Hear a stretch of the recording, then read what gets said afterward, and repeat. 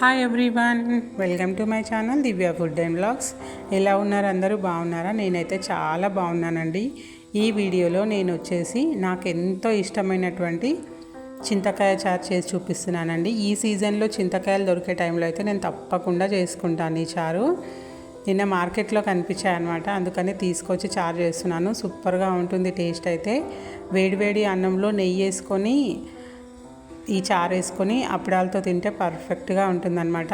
మీలో ఎంతమందికి ఇష్టం ఈ చారు కామెంట్ చేయండి. చింతపండుతో సాంబార్ కూడా బాగుంటుంది, బట్ చింతకాయలతో కూడా సూపర్గా ఉంటుందన్నమాట. చాలామంది రకరకాలుగా చేస్తారు. నేను ఏ విధంగా చేస్తాననేది ఈ వీడియోలో మీకు చూపిస్తున్నాను.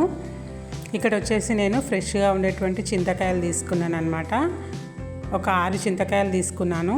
మీ పులుపుని తగ్గట్టు, మీ చింతకాయ పులుపుని బట్టి మీరు తీసుకోవాలి. బాగా కడుక్కొని వాటర్ వేసి ఒక 4 మినిట్స్ బాయిల్ చేసుకుంటే సరిపోతుందండి. చూడండి, ఒక 4 మినిట్స్ తర్వాత ఈ విధంగా పర్ఫెక్ట్గా బాయిల్ అయిపోతాయి. ఇవి బాయిల్ అవ్వడానికి ఎక్కువ టైం పట్టదు, తొందరగా ఉడుకుతాయి అన్నమాట. మరీ ఎక్కువగా ఉడకబెట్టాల్సిన అవసరం లేదు. ఈ విధంగా పొట్టంతా ఊడేటట్టు బాయిల్ అయితే సరిపోతుంది. వీటిని స్టవ్ పై నుంచి దించి కింద పెట్టుకోవాలి. మొత్తం చల్లారిన తర్వాత మనం వాటి నుంచి రసం తీసి పక్కన పెట్టుకోవాలన్నమాట. ఈ విధంగా మొత్తం చింతకాయలని పిసికేసి వాటర్ తీసి పక్కన పెట్టుకోవాలి. ఇది మనం చారులోకి వాడుకుంటాము. దీంతో మనం పులుసు కూడా చేయొచ్చు, అది కూడా చాలా బాగుంటుంది టేస్ట్.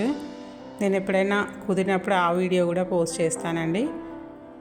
అండ్ ఇక్కడ వచ్చేసి పప్పుచారు చేస్తున్నాను కాబట్టి కందిపప్పు ఇక్కడ ఉడకబెట్టుకుంటున్నాను కుక్కర్లో. 1 కప్పు కందిపప్పు తీసుకున్నాను. బాగా వాష్ చేసుకొని అందులో తగినన్ని వాటర్ పోసుకొని 1 కప్పుకి 3 కప్స్ వాటర్ అయితే సరిపోతుంది. పసుపు, కొద్దిగా ఆయిల్ వేసుకొని లిడ్ క్లోజ్ చేసేసి ఒక 3 to 4 విజిల్స్ పెట్టుకుంటే సరిపోతుంది. మీ కందిపప్పుని బట్టండి. ఒక 3 to 4 విజిల్స్ కుక్కర్ పెట్టుకొని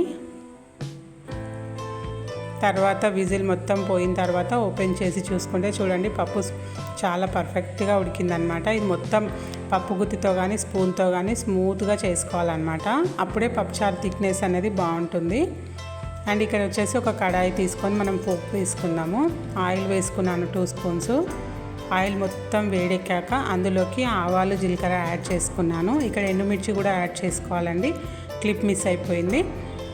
అండ్ ఇక్కడ వచ్చేసి పచ్చిమిర్చి, tomato, onion, curry leaves add చేసుకున్నాను. వీటన్నిటిని బాగా ఫ్రై చేసుకోవాలి. ఇందులోనే మనకు వీలైతే మునక్కాయలు కూడా యాడ్ చేసుకోవచ్చు, టేస్ట్ బాగుంటుంది. దోసకాయ, మునక్కాయ, సోరకాయ కొన్ని ముక్కలు కూడా యాడ్ చేసుకోవచ్చు. నేను ఇక్కడ సింపుల్గా చేస్తున్నాను.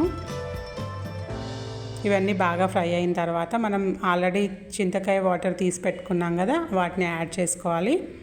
కొద్దిగా బాయిల్ చేసుకుంటే సరిపోతుంది, ఎక్కువ బాయిల్ చేయాల్సిన అవసరం లేదండి. ఈ విధంగా సైడ్లకి ఈ విధంగా నురగలు వస్తున్నప్పుడు మనం ఆల్రెడీ ఉడకబెట్టి పెట్టుకున్న పప్పు ఉంటుంది కదా, చాలా స్మూత్గా చేసుకోవాలండి. ఈ విధంగా అందులో యాడ్ చేసుకోవాలి, చింతకాయ వాటర్లో యాడ్ చేసుకోవాలి.